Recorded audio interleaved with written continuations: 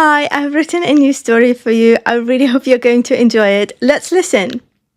At my engagement party, my mother-in-law slapped me across the face in front of 27 people, then called me a gold digger. Then my fiancé stood up and announced this. The whole room froze. Our engagement party was in a private dining room on the top floor of a hotel in downtown Chicago, all candlelight, white linen, and the kind of low jazz that made every conversation sound more expensive than it was.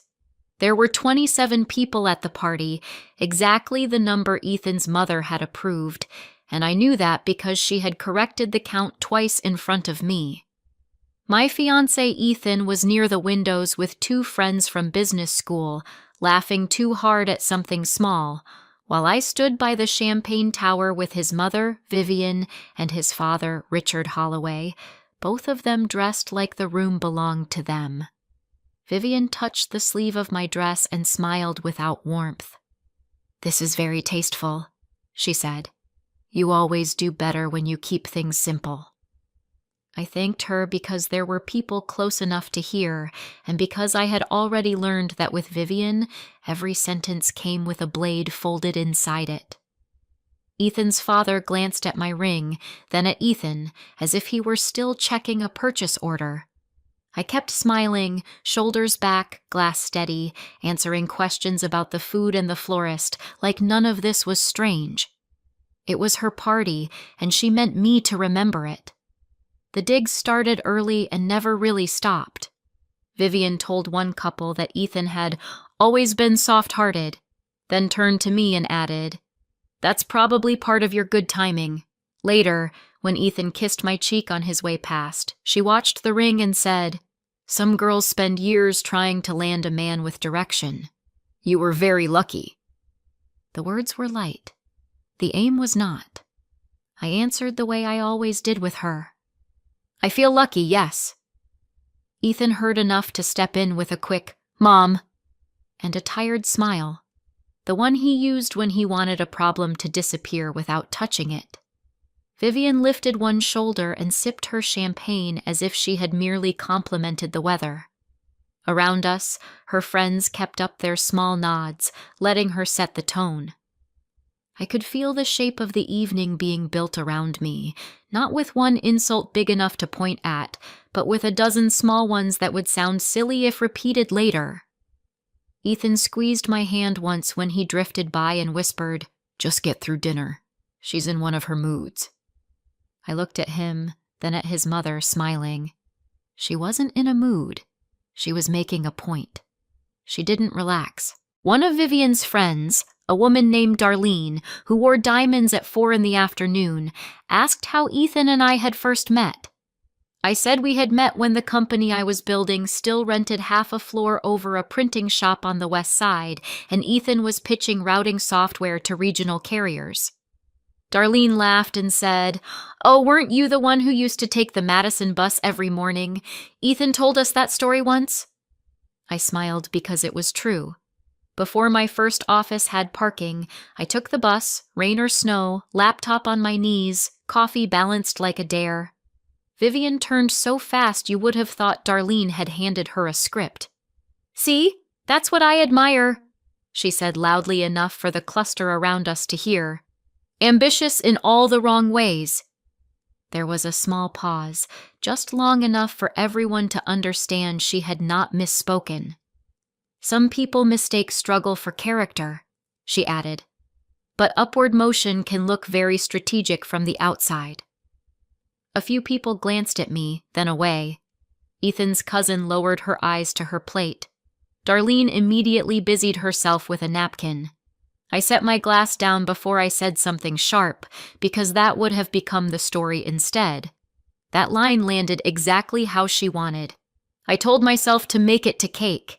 That was the deal I made in the ladies' room mirror after the bus comment, and 2 more remarks about matching lifestyles and family standards. I ran cold water over my wrists, fixed my lipstick, and went back into the room because I loved Ethan, and because I had no interest in letting Vivian say I was dramatic on top of everything else. When I returned, Ethan met me near the gift table, concern finally written across his face. "Are you okay?" he asked under his breath. "I'm fine," I said. "Go talk to your friends. I'm not giving her a scene." He hesitated, then nodded, which irritated me more than if he had argued. Vivian called for pictures before I could say anything else. She arranged people like furniture, moving Ethan's aunt left, a college friend right, Ethan beside her, then looked at me and said, "Lena, closer please. There's no reason to hover." I stepped into frame, Ethan's hand settling at my back. The photographer counted down. Vivian smiled for the camera with the same mouth she used to cut me. I decided, right there, that I would be gracious through dessert, thank the last guest, and leave before this got uglier. I was still trying to save the night. The accusation came between the toasts and the cake, in that loose, standing around moment when people are full enough to stop moving and careless enough to listen. Ethan had gone to the bar with 2 friends. I was near the center table answering a question about the floral arrangements when Vivian tapped her spoon against her glass. It was not a formal toast. It was worse. The room quieted out of habit.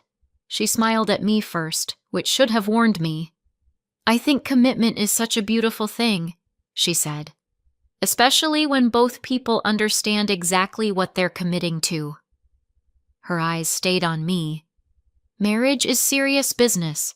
Family is serious business, and sometimes, if we're honest, timing tells you more than love does. A few guests shifted. Ethan looked up from across the room. Vivian went on, calm as ice. "A young woman appears just as a family becomes visible, established, comfortable. A ring follows, a date follows. People call it romance.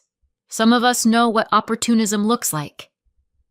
No one even pretended not to understand her. I felt every head in that room turn.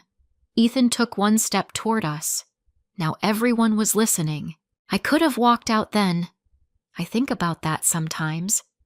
Instead, I put my glass down and answered her in the same voice I would use to correct an invoice.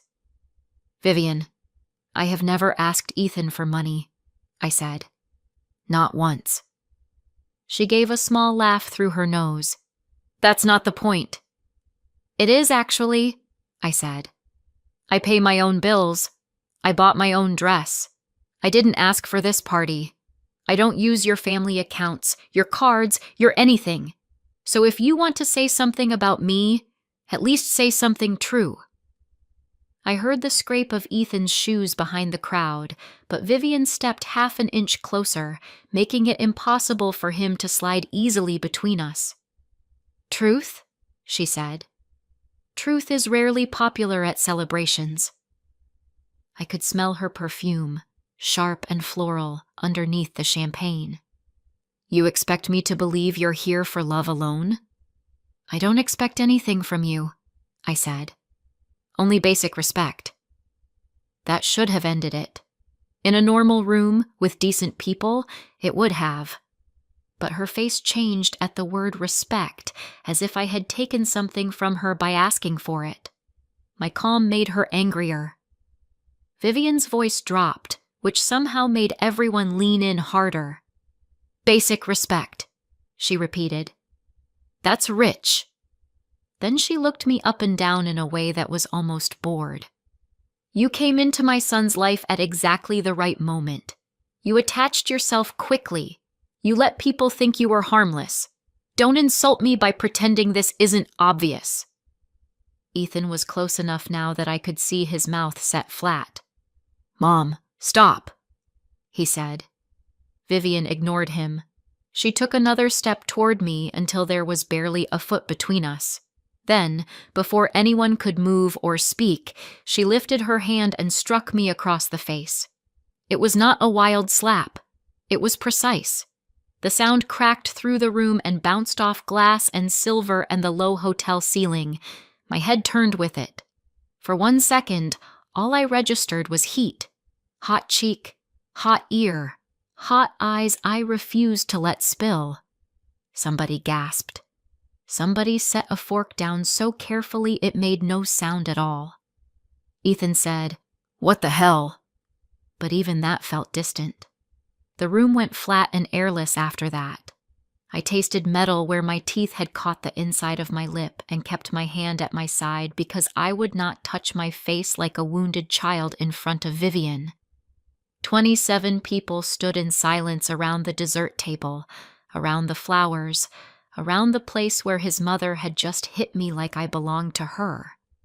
Ethan's father looked more annoyed than shocked, which told me something I had not wanted confirmed. Vivian herself seemed to realize only after the sound faded how far she had gone. She did not apologize. She straightened the cuff of her jacket and said, clean and clear, the entire room hearing every syllable, "You are a gold digger.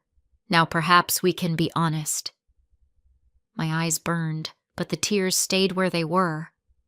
Ethan moved then, slow at first, almost too controlled, as if he understood that one wrong motion would either explode the room or clear it completely. He took off his jacket and draped it around my shoulders without asking. Then he pulled a linen napkin from the table and held it out. I didn't take it. His jaw flexed once. The chair behind him scraped against the floor as he turned it aside with his leg and faced the room instead of his mother. Nobody breathed. And that was the moment Ethan faced the room and spoke.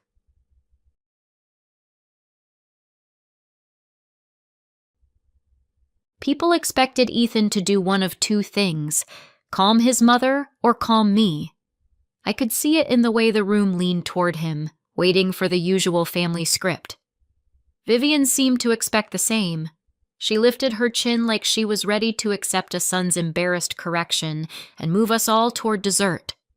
Ethan did neither. He looked at me first. "Are you all right?" he asked quietly. I nodded once because I needed him to move before my own anger started shaking loose. He touched my shoulder, then turned to the room with the look he wore in business when he was done being lied to. "Then there's something all of you should know," he said. A few guests shifted. Vivian let out a short laugh, like she could still manage this. "Ethan, enough," she said. "Not now." He did not even glance at her. That alone changed the room. Ethan's father set his drink down too hard. Someone near the back pulled out a phone, then thought better of it. I could feel the heat in my cheek under the vent. Ethan planted both hands on the table in front of him and spoke as if the rest of the evening had already been canceled. He wasn't about to make peace. 6 months ago, Ethan said, my company was 3 days from missing payroll. That sentence landed harder than I expected, maybe because until then most of the room still thought this was a family fight with money as an insult, not a fact. Ethan ran a freight analytics startup that had good software and terrible timing. A client delayed payment, a vendor dispute froze part of his line, and a bridge loan collapsed in 48 hours. I knew because I had sat on his apartment floor with spreadsheets between pizza boxes while he decided which employee he could afford to lose first. He kept going. "I didn't tell my parents how bad it was," he said. "I didn't tell most of you either. I told Lena." Vivian folded her arms. "And?" He looked straight ahead. "She covered the shortfall that same week as a short-term bridge. Quietly. No strings, no leverage. And I repaid her as soon as the delayed client payment cleared. She kept my company alive." A murmur rolled through the room. One of Ethan's friends actually whispered, "What?" under his breath. Ethan's father stared at him like he had just switched languages. I kept my face still because this had never been a story I wanted told at a party, least of all like this. But the room had already moved, and there was no calling it back. The room turned toward me. Vivian laughed. I will give her that. She recovered quickly when there was still a chance to control the interpretation. "Well, there it is," she said, lifting her glass a fraction. Thank you, Ethan. That actually explains everything. A couple of heads turned toward her again, grateful for a version they could understand. People don't hand over that kind of money without wanting something, she said. Influence isn't always loud. Sometimes it's dressed up as generosity. I watched Ethan's face go from anger to clarity. That was new. Normally, when his mother twisted something, he got caught in the old reflex of translating her into something less ugly. This time he just let the words sit there in the room in their true shape. "You think she bought me?" he asked. Vivian smiled at him, patient, almost sad. "I think powerful women know how to secure loyalty." "From your own son?" I said before I could stop myself. Vivian didn't look at me. "From whoever is useful," she replied. A few guests who had been nodding a moment earlier stopped. One woman near the cake table actually took a step back from Vivian, like proximity itself had become a statement. Ethan's father opened his mouth, then closed it, calculating. Even now, she refused to stop digging. Ethan finally turned to his mother. "No, Mother," he said, each word deliberate. "She didn't use my money. She used her own." Vivian blinked once, annoyed rather than confused, as if she thought he was being imprecise on purpose. "That doesn't even make sense," she said. Ethan stepped fully between us then, not touching me, just taking up space in a way he should have done much earlier in the evening. "It makes perfect sense," he said. "You just never asked the right questions." The room had gone so quiet I could hear the air conditioning hum. One of Vivian's friends looked openly embarrassed now. Another guest, a man from one of Ethan's incubator circles, frowned at me like he was trying to place a face he had seen on a panel or in a trade article. Vivian's mouth tightened. "Ethan, don't be ridiculous," she said. "If she had that kind of money, we'd know." He almost smiled at that, but there was no humor in it. "That," he said, "is exactly the problem." I watched his shoulders settle, as if some private argument inside him had finally ended. He had stopped trying to preserve everyone at once. That was the first time he put his body between us. The murmuring started in earnest after that. Guests leaned toward each other. Someone whispered my first name with a question mark at the end of it. Ethan's father stepped forward from the far side of the table, his color rising under that practiced country club calm. "What money of her own?" he demanded. "What are you talking about?" He wasn't asking from curiosity. He was asking like a man who had just discovered there was a meeting happening in the next room and his name wasn't on the invite. Ethan looked at me then, and only then. He didn't need permission exactly, but he was asking for it anyway. I understood that if I nodded, the rest of the party would not be ours anymore. It would become a story everyone else told later with great excitement and poor details. I also understood that if I shook my head, Vivian would leave that room believing she had struck me, named me, and won. So I nodded. Small. Once. Ethan exhaled through his nose and turned back to the room. Vivian saw the exchange and her expression changed for the first time into something less certain. She was realizing the secret she had mocked might be real. I could practically hear the evening splitting open. There was no putting it back. "Lena founded Rootspan," Ethan said. He didn't raise his voice.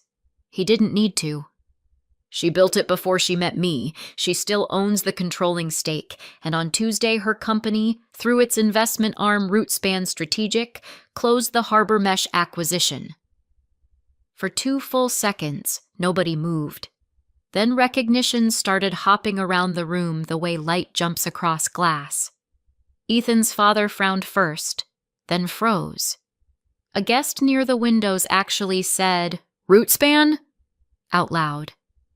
Vivian's face emptied in a way I had never seen. Rootspan was not flashy consumer tech. We built warehouse and freight visibility systems. We made companies less chaotic, which rarely made headlines outside the industries that needed it, and I kept a deliberately low public profile. I rarely gave interviews, and when I did, the coverage focused on the company, not on me. Outside the industry, people knew the company's name far more often than they knew my face, and Ethan had respected my wish to keep my title out of family conversations until that night. But the people in that room understood supply chains, commercial property, shipping volume, and who had just bought Harbor Mesh. They understood size. They understood leverage. I had spent the whole evening letting them treat me like I had wandered into the wrong room because I wanted Ethan to have one clean celebration before we dealt with the rest of his family. Now there would be no clean anything. Ethan reached for my hand, and I let him take it. Vivian looked from him to me and back again, as if one of us had switched places with an imposter while she was talking. Then the room changed.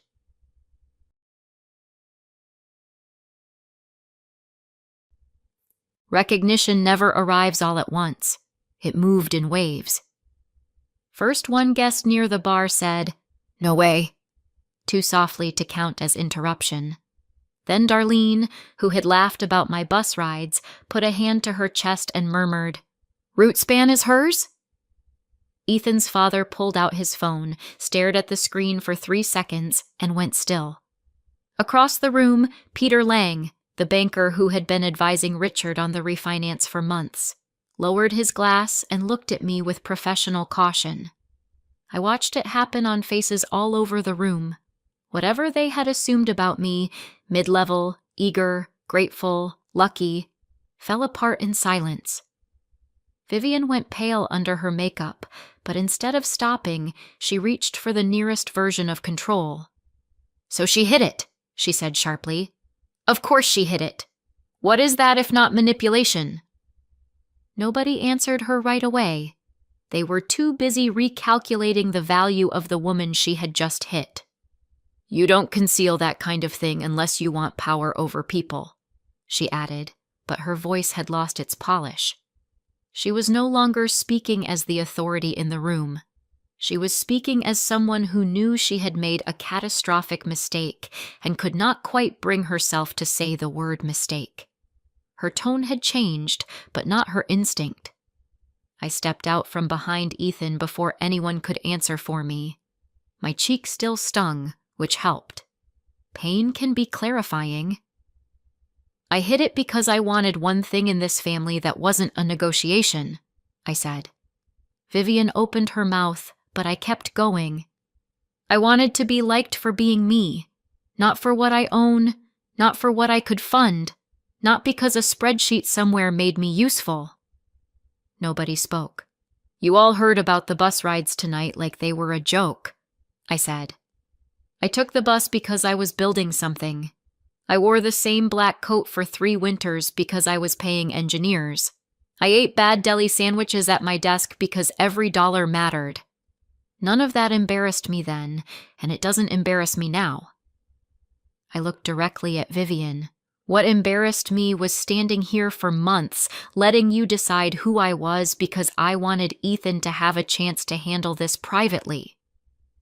Ethan's mother had no answer to that wouldn't make her smaller, so she chose silence.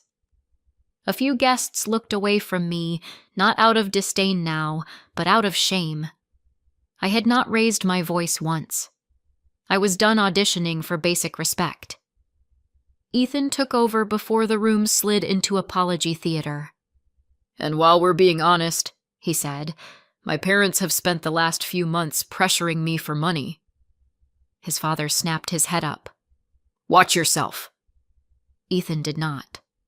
"They wanted me to increase my contribution to Holloway Holdings, the family office," he said. "They wanted introductions I told them I couldn't make. Even after they sent their materials through the normal intake process, they kept pushing me to move them to the front. They wanted me to stop saying no every time a new gap showed up." Vivian found her voice again. "That is not what happened." Ethan looked at her with a steadiness I had been waiting to see. You asked me 3 times in 1 week if I knew anyone who could backstop a restructure, he said. You told me family was supposed to show up. You implied I was being selfish for protecting my own company. He turned to the guests. They weren't worried about my future. They were worried about theirs. That sentence traveled through the room like cold air. I saw several people connect recent dinners, his father's warmth around business, and the vague questions about freight networks and strategic capital. They had not been making conversation. They had been fishing through Ethan. Vivian crossed her arms again, but now it looked less like confidence and more like she was holding herself together. Now their real problem was in the room. Enough, Ethan's father said. His voice cut harder than Vivian's ever did because he used it so sparingly. He stepped toward Ethan, every inch the man who was accustomed to being obeyed in boardrooms and at home. You will stop this right now. Ethan did not move. No, he said. You want me quiet because the bank already said no. Several heads lifted at that. His father's face changed in a flash of alarm before he locked it down again. Ethan kept going. Yesterday morning, your refinance was rejected without outside backing. That's why you've been calling me nonstop. That's why every recent dinner suddenly turned into strategy sessions. That's why Lena was treated like a threat the second Mom realized she couldn't place her. Vivian whispered his name like warning would still work. It didn't. Ethan looked at the guests, then back at his father. You're over-leveraged on the warehouses in Joliet and the Elmhurst property. The bank wants capital, not family pride. The room did something strange then. It didn't get louder. It got tighter. People who understood finance stopped pretending this was none of their business. Others knew enough to hear the word rejected and recognize blood. Ethan's father reached for the back of a chair as if he needed the balance more than the posture. The silence got expensive. Peter Lang cleared his throat, and because he was Peter, a man who had spent 20 years saying difficult things like they were calendar reminders, everyone actually listened. Richard, he said to Ethan's father, not unkindly. Rootspan Strategic is the group you've been trying to get in front of since January. No one answered him. Peter glanced at me, then back at Richard. The Harbor Mesh acquisition gave them a broader distribution footprint and more cash flexibility. If you were hoping for a logistics-linked investor with operational upside, that's the one. Your materials came through the normal intake process weeks ago. You just didn't know whose desk the final answer would land on. He didn't say the rest because he didn't need to. That's the one. And she's standing right here. Vivian looked at me as if she could somehow backspace the last 20 minutes by force of will. Richard said nothing at all. Ethan's hand brushed mine again, not to lead me, just to tell me he was still here. I looked around the room at the flowers his mother had chosen, the hotel staff waiting by the door, the people who had watched me be insulted in stages and had only really become uncomfortable when the market value changed. My face still hurt. My humiliation didn't. That part had burned off. By the time Peter finished his sentence, I already knew exactly what I would and would not do next. As far as his parents were concerned, my answer was already no.